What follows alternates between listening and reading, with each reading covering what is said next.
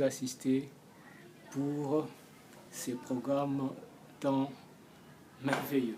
Alors, prions. Éternel notre Dieu, nous te sommes reconnaissants pour ce temps que tu nous accordes. Nous croyons que ta présence est avec nous et que, comme la Bible le dit, avec Dieu nous ferons des exploits et il écrasera nos ennemis. Au nom de Jésus, nous repoussons tout ce qui n'est pas de toi.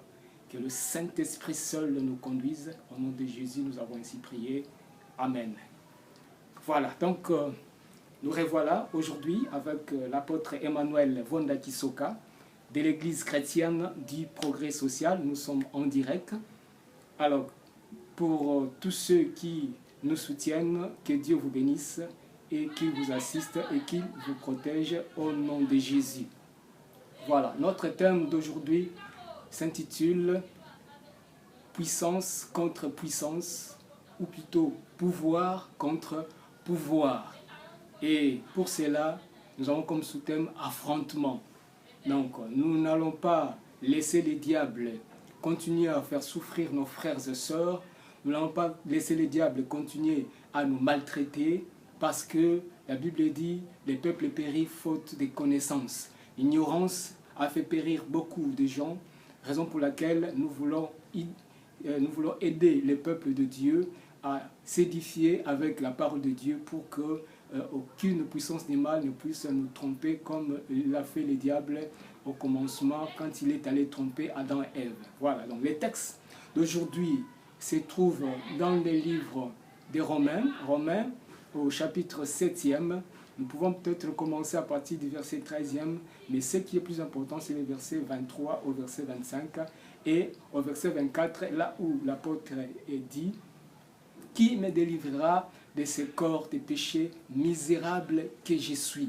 Donc, si vous commencez par le verset 13, vous remarquerez que là, l'apôtre Paul est en train de montrer la situation d'une personne qui nécessite une délivrance. Donc, la personne reconnaît en elle que le péché est en train de le conduire. Il est sous la loi du péché.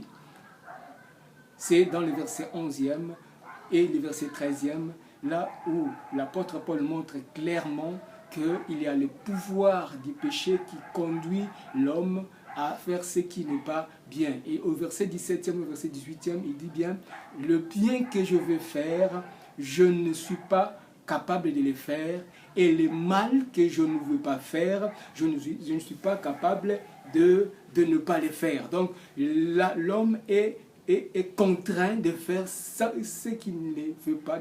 Donc il est contraint de faire ce qui est contre sa volonté. Donc disons qu'il a le corps, mais il n'a pas la possibilité de conduire ce corps. Donc disons qu'il y a un pouvoir qui est en train de coordonner ces corps, un pouvoir qui est en train de conduire ces corps, c'est ce pouvoir ou cette puissance-là qui fait que le corps ne fait plus ce que la volonté de l'homme veut. Il est comme un captif, celui qui est en prison. Celui qui est en prison voudra mieux sortir, mais il ne peut pas sortir parce qu'il est emprisonné, il est enchaîné. Donc, il est dans un clos et il ne peut pas sortir. Donc, il ne peut sortir qu'avec l'autorisation de ceux qui l'ont mis en prison. Alors, nous comprendrons cela. D'où vient alors ce pouvoir, hein? D'où vient alors ce pouvoir qui est en train de fermer beaucoup de gens? Cela vient du commencement. Adam et Ève, dès qu'ils avaient péché, ils avaient désobéi à la volonté de Dieu, à la parole de Dieu, pour obéir à la parole du diable qui est venu les séduire. Donc, ils sont tombés et le péché est entré, le pouvoir du péché est entré. Ils se sont fait emprisonner chez les diables et les démons les ont possédés. Alors, la première manifestation de ces pouvoirs s'est fait voir avec Caïn. Nous le verrons dans Genèse chapitre 4, verset 7e, là où Dieu dit à Caïn, pourquoi est-ce que tu as le regard fermé contre ton frère? Pourquoi est-ce que tu as une pensée mauvaise contre ton frère? Il dit bien, si tu agis bien, tu relèveras la tête. Mais si tu agis mal, sache que le péché est couché à la porte, mais toi, domine sur lui. Donc, comment est-ce que quelqu'un peut dominer sur quelque chose s'il n'a pas le pouvoir? Donc, on ne peut que dominer, on ne peut dominer que si on a un certain pouvoir. Donc, les dirigeants de ce monde nous dominent parce qu'ils ont un pouvoir. Ils sont mandatés par les peuples pour des régimes démocratiques et mandatés par la loi pour des régimes autocratiques. Donc, nous avons vu que Caïn n'a pas pu dominer sur les sentiments qui étaient le sien, de savoir faire le bien à la place de faire le mal, à la place de tuer son frère. Caïn pourrait mieux accepter les faits. La bénédiction est allée chez Caïn, plutôt chez Abel, mais moi aussi j'aurai mon temps d'être béni par Dieu. Mais il ne l'a pas vu de cette oreille-là, il n'a pas pu maîtriser, voilà, il n'a pas pu se maîtriser, hein, voyez. Donc c'est lui qui est avec Dieu, c'est lui qui est avec le Saint-Esprit saura se maîtriser. Et nous allons maintenant savoir comment est-ce que nous pouvons dominer sur les péchés en devenant enfants de Dieu. Nous allons rapidement voir dans Jean chapitre 1 verset 12, la Bible dit que à tous ceux qui l'ont reçu, c'est-à-dire à tous ceux qui ont reçu la parole avec agrément, c'est-à-dire avec bienveillance, voilà, à tous ceux qui ont reçu la parole, à tous ceux qui croient en son nom, à la parole, à Jésus-Christ, il leur a été donné le pouvoir,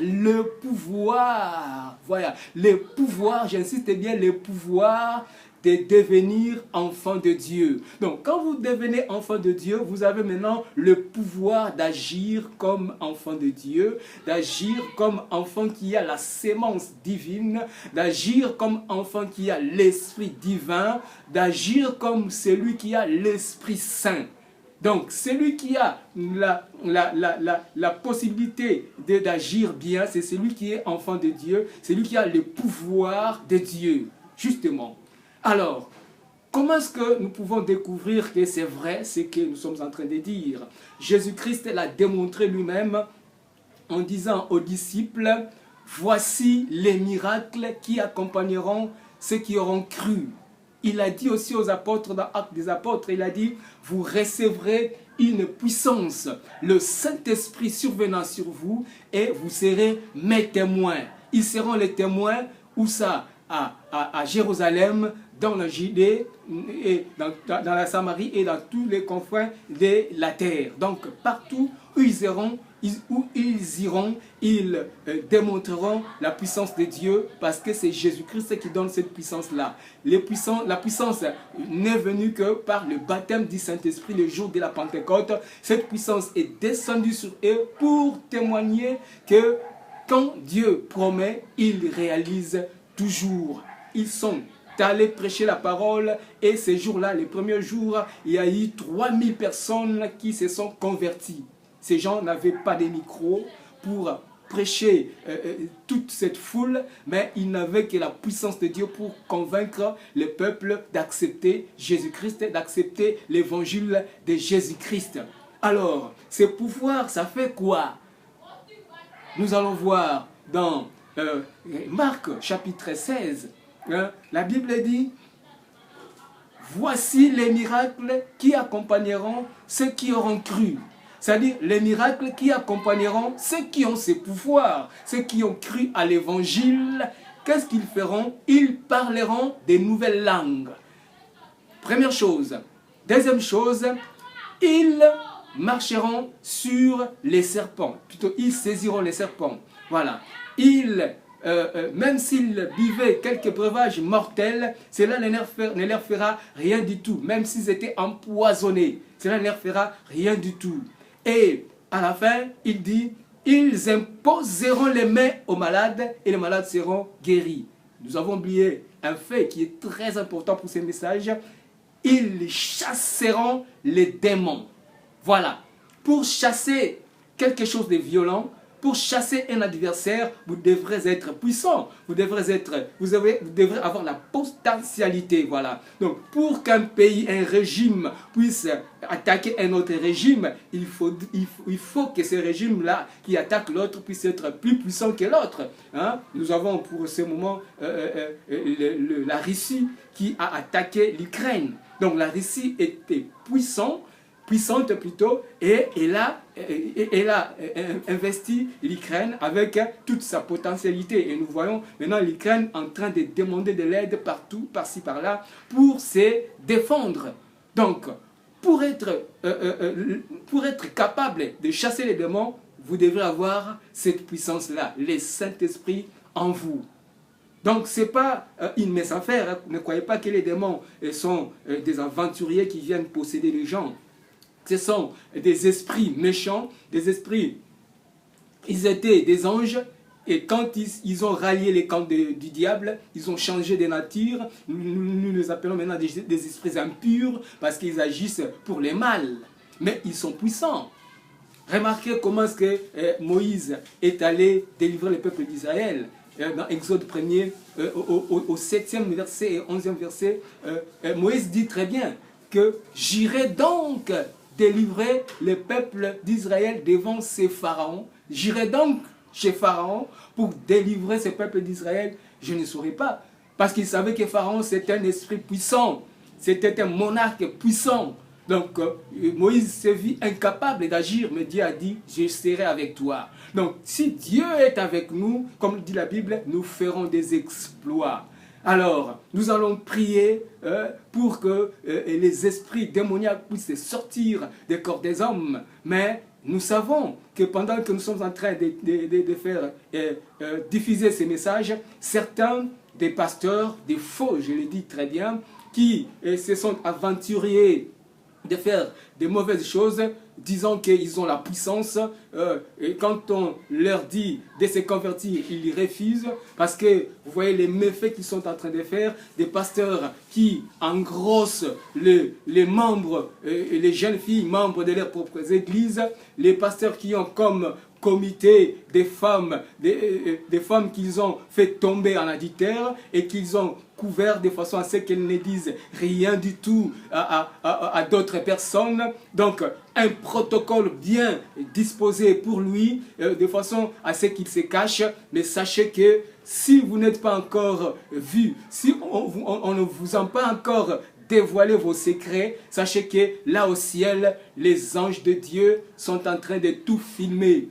Demandez-moi, je vous dirai quelque chose. Il y a des gens qui sont morts et qui sont ressuscités, qui racontent que lorsqu'ils sont morts, Dieu les a fait montrer les souvenirs de leur vie. C'est-à-dire que les anges enregistrent toutes ces images. Et raison pour laquelle Dieu est en train de vomir tous ces aventuriers pour ces moments précis. En ces temps précis, parce que nous voyons maintenant sur des réseaux sociaux, là où ils sont allés se cacher, là où ils ont appris de mauvaises choses. Regardez comment est-ce qu'ils se sont prostitués, mais pour les vomir, Dieu fait que certains de ces gens sont dévoilés, certains de ces gens sont même filmés, et les films sont diffusés par des réseaux sociaux, mais ces gens restent toujours orgueilleux et ils disent qu'ils sont pasteurs. Non, je ne crois pas. Parce qu'un pasteur doit être humble. Il doit demander pardon pour ses péchés. Je sais que certains d'entre eux se cachent toujours, vont toujours se réfugier vers les cas de David. Ils disent que non, David aussi est tombé en adultère et Dieu l'a pardonné. Mais David n'est tombé en adultère qu'une seule fois dans l'histoire de sa royauté, une seule fois. Et il a amèrement pleuré, il a demandé pardon pour ses péchés. Et vous connaissez les conséquences de ces péchés. L'enfant issu de cet adultère est mort et il y a eu adultère, inceste dans sa propre maison.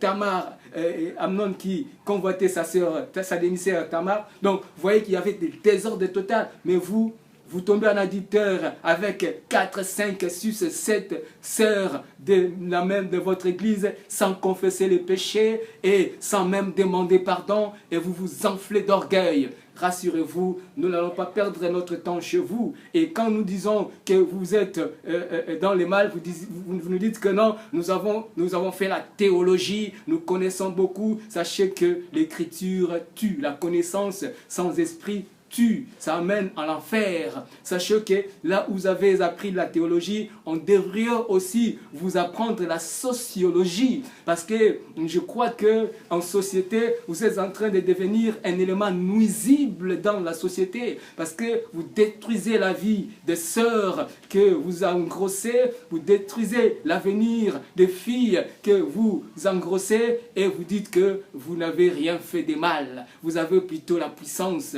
Il y en a qui, dans les dérèglements, sont en train de dire que le moyen qu'ils utilisent pour délivrer des jeunes filles, c'est l'adultère, c'est l'acte sexuel. Non, là je ne suis pas d'accord avec vous. Un péché ne peut pas délivrer quelqu'un dans le mal, dans la prise du diable. Là vous utilisez l'arme du diable qui est le péché, l'arme du diable qui est le mensonge. Alors, oh bien-aimés, chers bien-aimés, convertissez-vous. En tout cas pour vous, je le dirai la vérité. Vous devez plutôt vous convertir. Les titres vous trompent. Vous êtes un païen pur et simple. Parce que je vais aller même un peu plus loin. Des pasteurs qui se permettent le luxe d'empoisonner leurs collègues pasteurs pour remplacer à leur place. Là, en tout cas, c'est l'habitude de Caïn. Rassurez-vous, Caïn a fait quoi? Il a tué son frère pour qu'il puisse continuer à régner tout seul. Vous aussi, vous faites la même chose.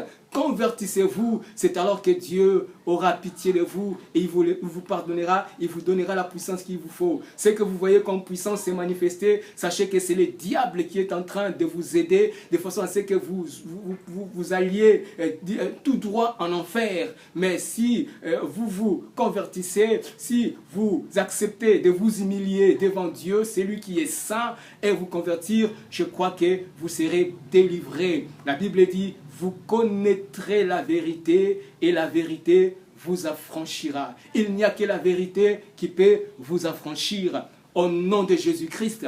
Alors, nous voulons prier maintenant pour la délivrance de ceux qui sont en train d'être emprisonnés dans la prise du diable. Au nom de Jésus-Christ, nous sommes en train, avec le pouvoir qui nous a été donné, de délivrer tous ceux qui sont emprisonnés dans les chaînes du mal, dans les chaînes du malin. Et nous sommes en train de délivrer au nom de Jésus-Christ. Au nom de Jésus-Christ, nous sommes en train de délivrer tous ceux qui sont dans l'emprise du mal.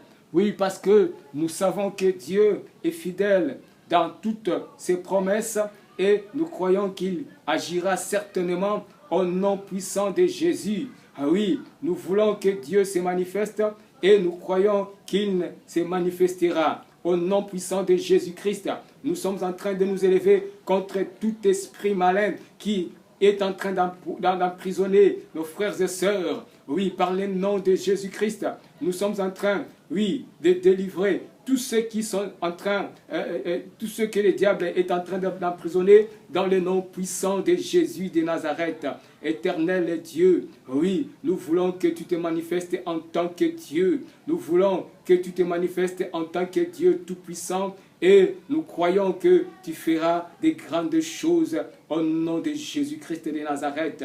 Ah oui, nous croyons que tu feras des grandes choses aujourd'hui. Ah oui, nous voulons que tu te manifestes en tant que Dieu. Oui, en tant que Dieu, nous croyons que tu te manifesteras certainement. Oui, au nom de Jésus-Christ, nous nous élevons contre tout esprit malin, contre tout esprit satanique, contre tout esprit démoniaque, au nom puissant de Jésus de Nazareth. Oui, que cette puissance puisse être déracinée au nom de Jésus, que ceux qui sont liés par l'esprit d'adultère puissent être délivrés totalement au nom puissant de Jésus de Nazareth.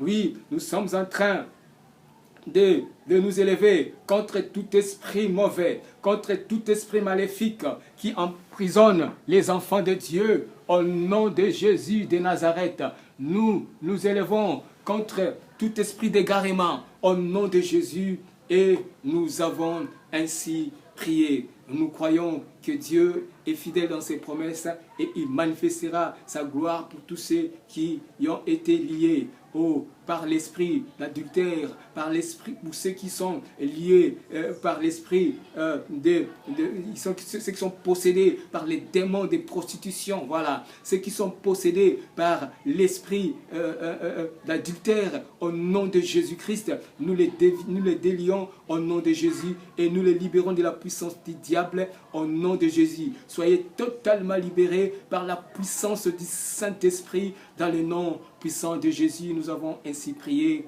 Amen. C'était votre cher ami, l'apôtre Emmanuel Vonda Kisoka de l'Église chrétienne du progrès social. Merci à tous ceux qui nous ont suivis. Au nom de Jésus, nous avons ainsi prié. Amen.